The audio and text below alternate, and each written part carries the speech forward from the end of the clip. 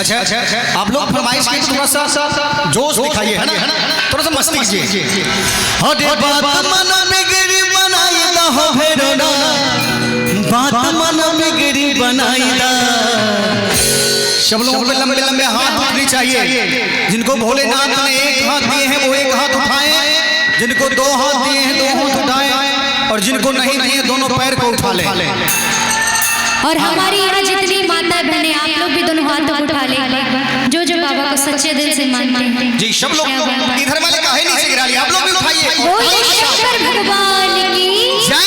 और तालियों के साथ ही तो कहना है क्या, मोर भंगिया के मनाई दो, मोर भंगिया के मनाई दे, मोर भंगिया के मनाई दो, मोर भंगिया के मनाई दो।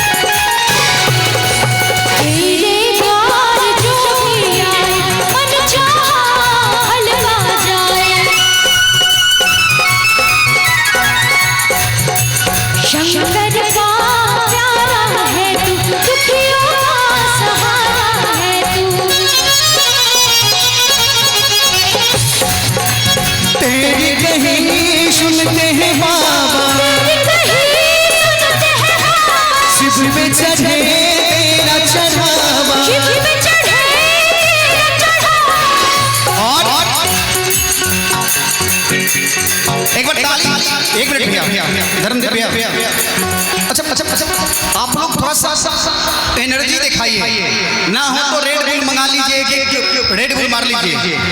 उसके बाद सब लोग हाथ उठाएं कि भोला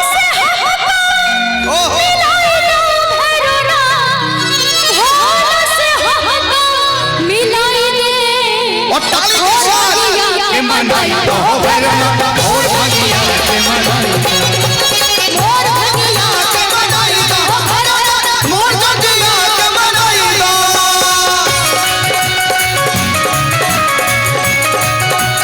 बाबा अरे भोला बाबा हमारा के दिहल शेष हो, अब पतारा देखावा के काल हो विष हो।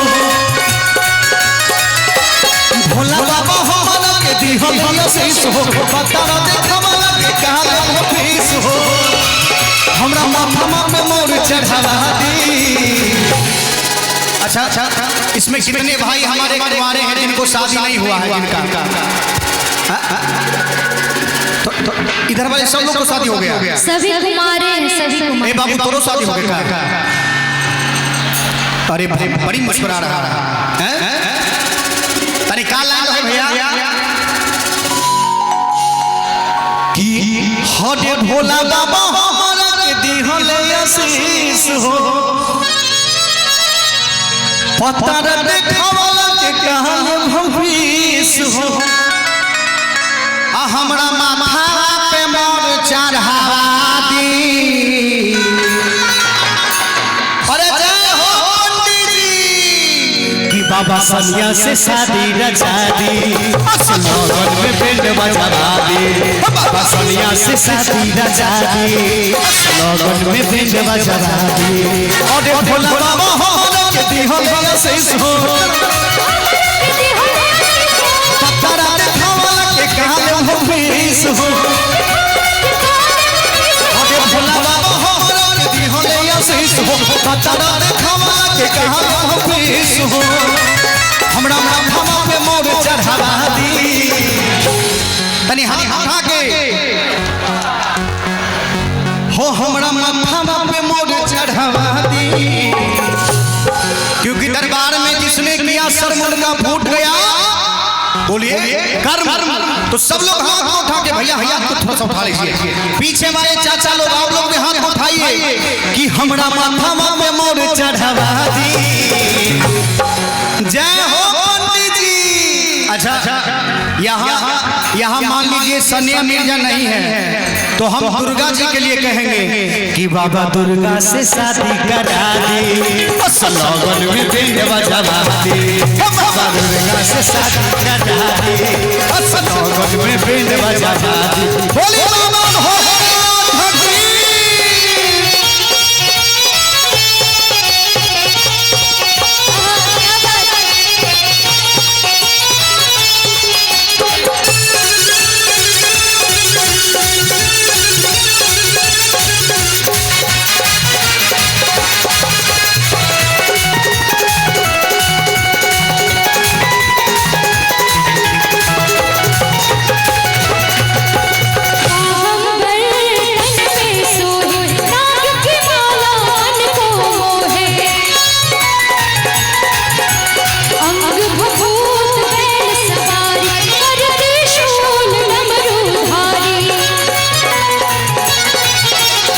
चढ़ती है बेल की पत्तियां भले बुरे सब कह सत्रियां, एक बार दर्श दिखाई दो हरना, एक बार दर्श दिखाई दो। अच्छा कौन कौन चाहते हैं कि बाबा भोलेनाथ का दर्शन हो जाए? सब लोग हाथ उठा लेंगे। कोई नहीं चाहते हैं यहाँ पे। हाँ इधर वाले माता राजा जी हाँ जी कोई नहीं चाहते हैं, बस दिखा रहे हैं। नहीं इधर वाले सब लोग चाहते हैं। पहले जब बोल रहे थे कोई तो हाथ नहीं उठा रहे थे, अभी तो सबका हाथ उठ रहा है। उठनी चाहिए।